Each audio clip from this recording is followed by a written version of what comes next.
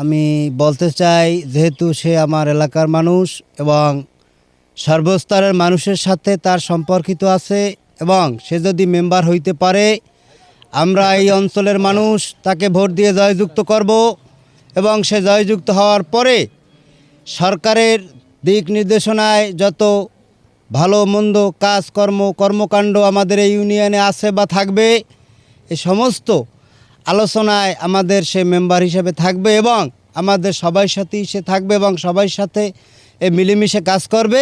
এইটাই আমার প্রত্যাশা। ভাই, আপনার কাছে জানতে চাই, আগামী নির্বাচনে আনোয়ার হোসেনকে কি হিসাবে আপনারা দেখতে চান? আমরা চাই মেম্বার হিসাবে। কেন মেম্বার হিসেবে দেখতে চাচ্ছেন?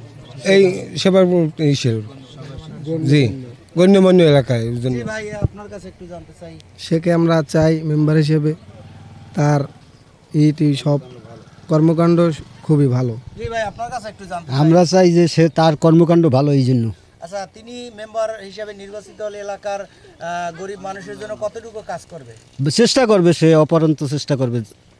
স্যার উনি একটু বলবে। ভাই, আপনার কাছে জানতে চাই, আনোয়ার হোসেন কে আপনারা আগামী নির্বাচনে কেন মেম্বার হিসেবে দেখতে চাচ্ছেন? ব্যক্তি হিসেবে ভালো, ব্যক্তি হিসেবে সবাই লাগে চলে বা সবাই লাগে তাল মিলে চলে, ভালো আছে, এই বিদেশ সবাই চাই। আচ্ছা, আপনি তাকে কি হিসেবে চাচ্ছেন? আমি ওই হিসেবে ভালো মেম্বার হিসেবে চাই। দীর্ঘদিন আমাদের এলাকার গরিব দুঃখী মানুষের সাথে ছিল, আর বিগত দিন আমরা তার মেম্বার হিসেবে চাই, এবং সে মেম্বার না থাকাকালীনও সে বিভিন্ন সময় বিভিন্ন মানুষের সুখে দেখে থাকে, পাশে থাকে, এবং বিভিন্ন মানুষের সে সহযোগিতা করে গরিব দুঃখী মানুষের, এবং আমরা তার মেম্বার হিসেবে আমরা সেই জন্য চাই যে আমরা তার যেন মেম্বার হিসেবে, আমরা ওয়ার্ডবাসী যারা মেম্বার হিসেবে আমরা চাই, ওয়ার্ডবাসী তার ভোট দিয়ে যেন জয়যুক্ত করতে পারি ইনশাআল্লাহ। আমি মোহাম্মদ দেলোয়ার হোসেন, আমার 2 নম্বর ইউনিটের মেম্বার পদপ্রার্থী মোহাম্মদ আনোয়ার হোসেন হাওলাদার। উনি আমাদের পাশে আসছে এবং খুবই ভালো লোক। উনি যদি মেম্বার হইতে পারে, আমরা যদি তারে জয়যুক্ত করতে পারি, তাহলে আমরা ওনার দ্বারা অনেক সহযোগিতা পাবো, আশাবাদী আমরা এলাকাবাসী। বাংলা টিভি 71-এর পক্ষ থেকে আমি দীপক শীল আপনাদের সাথে সংযুক্ত রয়েছি।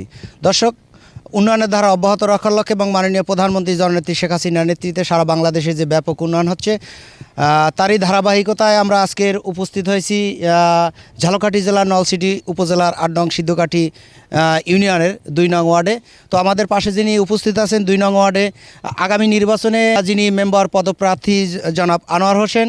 তো আমরা জনাব আনোয়ার হোসেন কাছ থেকে জানতে চাই, তিনি 2 নং ওয়ার্ডে আগামী নির্বাচনে নির্বাচিত হলে এলাকার অবকাঠামো উন্নয়ন নিয়ে তিনি কতটুকু কাজ করবেন, এবং আমরা জানতে চাই মাননীয় প্রধানমন্ত্রী যে শতভাগ ভাতার লক্ষ্যে কাজ করে যাচ্ছেন, তার এই ধারাবাহিকতায় তিনি আগামী নির্বাচনে নির্বাচিত হলে কর্মহীন অসহায় হতদরিদ্র মানুষের জন্য কতটুকু কাজ করবেন। দর্শক, আমাদের সঙ্গেই থাক। আমার শতভাগ ইনশাআল্লাহ চেষ্টা থাকবে এই 8 নং এতে ইউনিয়নে যদি আমি মেম্বার পদপ্রার্থী হইতে পারি, তাহলে এই যে মাননীয় প্রধানমন্ত্রীর যেই লক্ষ্য, উন্নয়নের যে লক্ষ্য ই করা, ওটা আমি শতভাগ চেষ্টা করবো খেদমত করার জন্য। জানতে চাই, মাননীয় প্রধানমন্ত্রী যে শতভাগ ভাতার লক্ষ্যে কাজ করে যাচ্ছেন, বয়স্ক, বিধবা, প্রতিবন্ধী, আপনি মেম্বার হিসেবে নির্বাচিত হলে শতভাগ ভাতা লক্ষ্যে আপনার কতটুকু কাজ করবেন? আমি ইনশাআল্লাহ শতভাগই তার করার চেষ্টা করব। এবং আরেকটি বিষয় জানতে চাই, বাল্য বিবাহ রোধে আপনি কতটুকু কাজ করবেন? এ ব্যাপারে ইনশাআল্লাহ আমি হইতে পারি যদি, তাহলে জিরোতেই আমি নামাই নেওয়ার চেষ্টা করবো। মাদক নিয়ে আপনি কতটুকু কাজ করবেন? ইনশাআল্লাহ আল্লাহ রহমত, আল্লাহ যদি আমার হইতে দেয়, তাহলে আমি এটা 100% চেষ্টা করবো যে মাদক আমার এই 2 নং ওয়ার্ডে থাকবে না। আমি 2 নং ওয়ার্ডে মাদক নিয়ে আমি 100% চেষ্টা করবো। জনাব আনোয়ার হোসেন, আপনার কাছে পরিশেষে জানতে চাই, আপনি 2 নং ওয়ার্ডের মেম্বার পদপ্রার্থী হিসাবে আপনার 2 নং ওয়ার্ডের জনগণের কাছে আপনার কি প্রত্যাশা? আমার প্রত্যাশা হলে এইটাই, যদি তারা ভালো লাগে, যদি তারা ভোট দেয়, তা আমি যদি হইতে পারি, তা আমি তাদের সবসময় পাশে থাকার চেষ্টা করবো। আমি এই হিসাবে আমি আমার আলাস আমির হোসেন আমার দোয়া চাই, এবং তার একান্তই তার দোয়া আমি চাই, কামনা করি। আর এই যে এলাকাবাসী আমার যে এই দাঁড়ানোর জন্য উৎসাহ করছে বা এই করছে, আমি এই জন্য এলাকাবাসীর প্রতি ধন্যবাদ।